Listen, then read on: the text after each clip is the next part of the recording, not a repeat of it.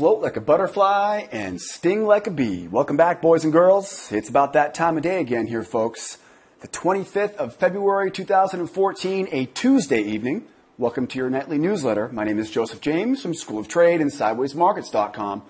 Now, first of all, I want to apologize for coming down with a case of the Mondays, I guess you would say, yesterday. Boy, don't I wish it was just a case of the Mondays. Got caught up with one of those little 24-hour stomach flus, you know, those little bugs, or eat something that didn't quite sit with you. I won't bore you with the details, but just rest assured, I would have rather been here with you guys last night than where I was yesterday for 24 hours. But that's all right. Back to the action today, though. What happened today? Take a look at first what happened today in the markets, what happened in the news today. We'll talk about what's on the schedule for tomorrow, a little bit of this day in history. And then today we're going to do a new format for our newsletter. As you guys know, my friends here in the U.S., my friends in Europe, and my friends in Asia, we've all got different goals or different reasons why we use this newsletter. So tonight, starting with the first time ever, I'm going to split this up into 2 video sections. That way I can get the first portion of this out to you much earlier each evening. Not sure how it's going to go. We'll find out how it goes. I'm kind of a cut once, or measure once, cut twice of a guy, I guess you would say. So we'll try the new idea out. We'll see how that new format goes. As always, would love your feedback if you have any feedback for me here on the new format today. So check the link below the video here tonight, and you'll see the second portion of this. We're going to roll up our sleeves, we're going to grab some charts, and get ready for Wednesday's trading session. First of all, sideways ranges this morning, equities back to all-time highs. Cassius Clay, Samuel Colt, what do these all have in common? Well, we're going to talk about them in just a few moments. First of all, markets yesterday. Now, we didn't get a chance to talk yesterday evening. Again, I apologize about missing you guys last night. But we had some very big ranges on Monday. Remember I told you guys last week was OPEX. Just get us back in the following week, and we should see a lot more volatility. Well, Monday, you got that volatility. And the first thing we talked about this morning in our trade, remember 8 a.m. Eastern Time, open up the live trading with our students from around the world. You can take a free trial of that on our website. But this morning, we opened up our charts, and we analyze what we call the opening bell analysis, right? Remember that? We do it every evening on the chart portion of the newsletter. And the opening bell analysis this morning told us that we should expect range-bound markets. Now, we did get some big moves later in the session today, but for the first few hours of trading today, we hit that nail right on the head. We hit the bullseye right in the middle of the target. We identified early this morning that big, wide ranges from yesterday. We identified that volume overnight, range in the London session, pretty much told us to expect a range-bound day. And of course, as I'm writing this today, crude oil took a drop overnight. We had over 150 ticks of range between 3 a.m. and 7 a.m., which, by the way, is my London trading session, 3 a.m. until 7 a.m. Eastern Time. That range was very wide. That told us to be careful on crude this morning, and crude pretty much did exactly what we thought it was going to do. Russell, although flirting with all-time highs yesterday and backing off of them, stayed pretty stable here today, a little bit bullish. We got some higher highs, higher lows, but relatively sideways and neutral on Russell. Upper right-hand corner, you can see gold. Gold continues to push higher here. Just incredible to see gold here continuing to push higher. We, of course, have fears coming out of Asia last night. Now, talking about what happened today, though, range-bound markets. What do we see? Crude oil, 182 ticks of range, down 81 basis points, still a little bit less than down 1% today. And here's the big number here, 102 even. So we're right down around that big round number of 102. Remember, rewind the tape. This time last week, like I told you guys, the sky was not falling. The world was not coming to an end. We were not going to go to $200 a barrel on crude. I know they want you to believe that on television. But remember, every big pop is a big drop. Markets can't keep going up forever, and they'll pull back. We are going to continue to see this range from 105 to 95, 105 to 95, up and down, right? Get used to it. And if you're a smart trader, rather than getting frustrated about it, why not look how to capitalize on it? And that's what we do in our trade room every day. So crude down a little bit today, but as you can see, though, again, pretty much hovering sideways around that 102 when we closed up shop today. Gold, 126 ticks, 31 basis points higher, so gold rises 30% or 0.30 So a little bit less than 1/3 of 1% on gold, 1340 here on gold. Mini Russell, a measly 104 ticks today on Russell. I'll tell you guys, we have seen 300, 400 tick ranges on this E-mini Russell in the last few months. So a 100 tick range, not a big deal. It's still fun to trade. We still made some pretty good profit on the Russell today. But again, not a very big range. Russell ends the day incrementally higher here, just shy of 20 basis points. So at 16 basis points or 0.16%. And again, just shy of those all-time highs, guys. Like I said a few months ago, do not be surprised if by the end of the first quarter, we're right back to new highs here for all-time highs in equities. And we're getting there very, very closely, very, very quickly this morning. So markets were range bound today. We saw that coming a mile away. How do we know that? Well, first of all, had a lot to do with yesterday's range being so wide. Wide range yesterday led into narrower ranges today. But really the big thing, right, the big thing was the opening bell analysis. Opening bell analysis this morning was sleepy. It was sloppy. Our opening bell trades didn't work as well as we wanted them to. We avoided 2 of the 3 this morning. So it was very easy for us to kind of peg that being a range-bound day. Moving on. What happened today for news? Well, first of all, this is why gold was jumping here this morning. Overnight, the Chinese yuan had the biggest one-day decline since 2008. It's a pretty big deal, guys. Right now, there are major concerns over the currency and cash issues in China, mostly because China has been pegged, of course, to the U.S. dollar. So they're making some reforms in the Chinese yuan right now, and it's really shaking things up. That caused gold to jump here this morning, and, of course, gold ended the day incrementally higher. Overnight, here's kind of an interesting stat for you. In the UK, the mortgage approvals, highest since 2007. Now, for all you 4-year-olds out there that don't remember 2007, all right, let's rewind. 2007 was the highest point of the housing market, right? At least it was here in the U.S. Might have been a few months after that in other places around the world. But seeing that the UK mortgage approvals, remember, these are the banks approving mortgages, highest since 2007. I've been talking about this global economy getting back on track. Yeah, we're not seeing a straight line up, that's for sure, but we're definitely seeing the important fundamentals are coming back. Consumer confidence, jobs, housing, all of those staples that we know is going to lead to long-term success in our global economy, because as much as we would like to think that we're all within the U.S. or in London or in Asia, we have a global economy here. So it's great to see very high ratings here for the UK mortgage approvals. And then into the U.S. this morning, Robert Shiller, the guy who invented the Case-Shiller Home Price Index. I know, pretty cool, right? How'd you like your name to be inside of a news event?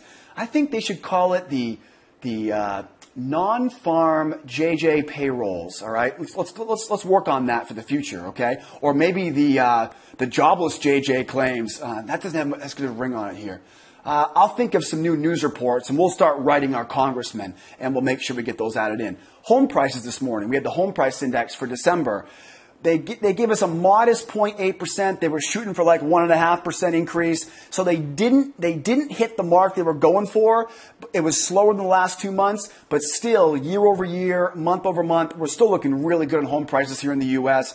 We had this nasty downtick in the bad weather months of November, December, and January. So we should see these home price numbers start to rebound.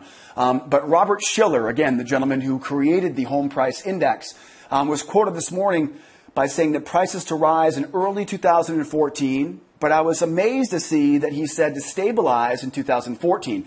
Now, or later in 2014. Now, remember, guys, stabilizing is just a nice way of saying, right? It's like saying, well, he's not fat, he's just big boned, right? He's just, he hasn't missed a meal in a while. Well, stabilizing means it's going to come off the highs, right? Stabilizing means it'll drop later in the year, okay? It's just a nice PC way of saying it'll probably drop off the highs end of the year. That got me thinking, though, and I'll be doing some more research here, digging into the surface, see what was Mr. Shiller exactly talking about? Why was he expecting home prices to stabilize right after the end of 2014? We'll see what that looks like later on in the week. Consumer confidence hits its target at 78.1. It was within consensus today. If you dug into the consumer reading this morning, you saw this was the highest reading since 2008. Again, I don't know what consumers they're interviewing right now, because last time I checked, we were freezing weather. We weren't adding that many jobs, right? Remember, jobless claims are not the number. It's the non-farm payrolls, which comes out next week, next Friday, non-farm payroll Friday. So again, surprising that all these consumers are so bullish for the U.S. economy. I love it. Don't get me wrong. I'm not going to say I don't like to see that, but I'm still a little bit surprised that we continue every week to keep seeing bullishness out of the consumer. Again, it doesn't make a lot of sense, but hey, I'll run with it. I'll ride that horse that got me there.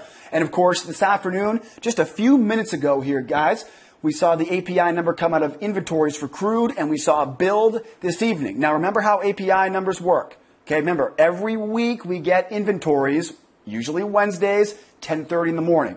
So tomorrow morning we have crude oil inventories at 10:30. Now, the day before we get at 4:30 p.m., we get the American Petroleum Institute, their inventory number. So every week there are two very important news numbers that apply only to crude oil. And they are on Tuesday afternoon at 4:30, which I've given you here, is a plus 820,000. Not as much as they were expecting, but it's still a build, so higher inventories usually means lower price. The second news event will follow tonight's news tomorrow morning at 10:30 a.m. Eastern Time. Remember, if Monday's a holiday, that Wednesday morning report gets pushed back to Thursday, right? So everything gets pushed back one day if Monday's a holiday. And no, unfortunately, me being out sick yesterday does not make it a holiday, although it probably should. Yeah, we should have write our congressman about that one too. But the reality is we have tonight is Tuesday night. API number comes out at 4:30. Got to build on that. Tomorrow is inventories from the EIA, right? The Energy Institute Association. So we have the 8:20 build tonight. Tomorrow, 10:30 a.m., we'll see the inventories from the EIA, and we're going to put those two together and put together a plan of attack after 10:30 tomorrow morning. So lots of news came out today. Nothing really shook things up. Really just the overnight news from China got gold moving. Possibly got crude going here overnight as well. But again, tough to tell exactly why these markets move. That's why I never really try to predict. I always try to react. How about this day in history? Always my favorite time of our newsletter spent together today. February 25th, 1836. 1836. Now, this is a blast from the past. Samuel Colt, right? You know the Colt revolver? Yeah, that's that guy, Samuel Colt. He patents the first revolving barrel multi-shot firearm.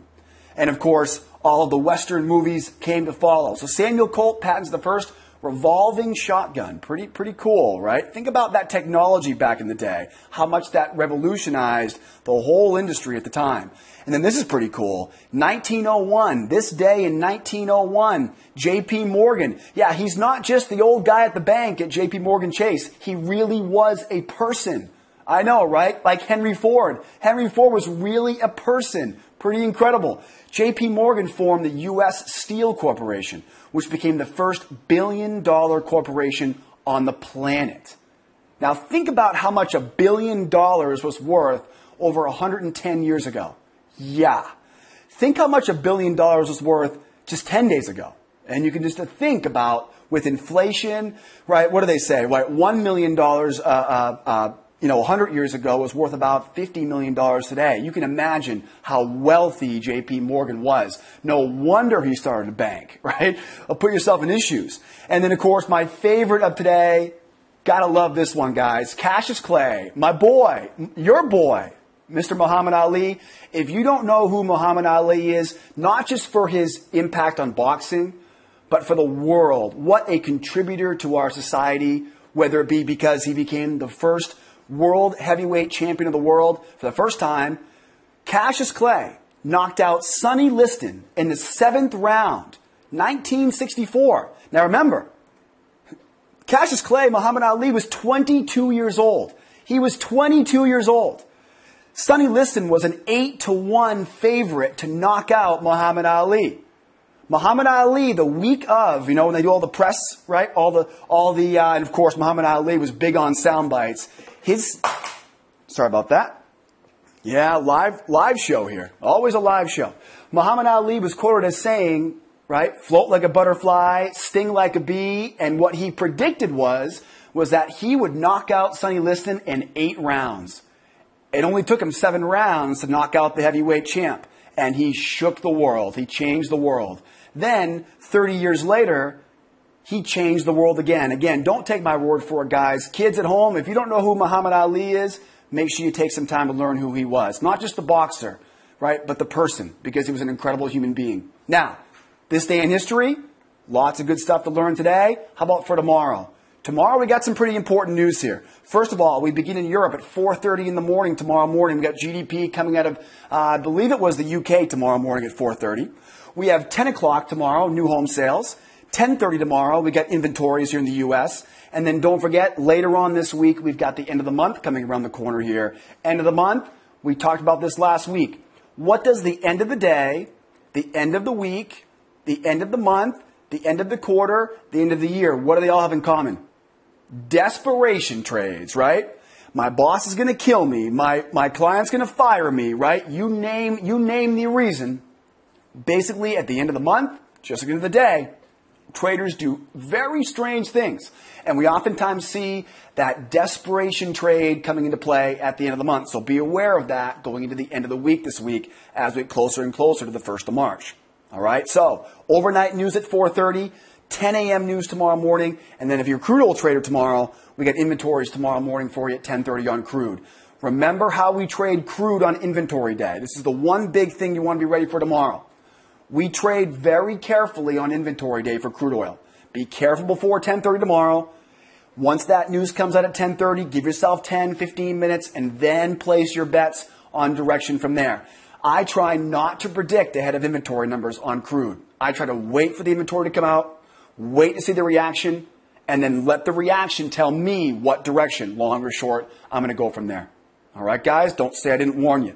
Now, normally, we would transition over to our charts here right now. But I'm going to stop it now. We'll get this done, and then we'll go over to our charts here in part number 2 of our newsletter for this evening. All right, guys? New format here this evening. So, have yourselves a great evening. Thank you so much again for your patience while I got off that flu bug yesterday. We are right back to the action here this week, though. Had a great day in the room today. We're ready for some more action tomorrow as we go into the end of the month and getting ready for those desperation trades. Don't leave now, though, right? Don't leave now. We're just getting started. Grab number 2, grab the second portion of this newsletter, and let's grab our charts and get ready for tomorrow. We'll see you guys on section number 2.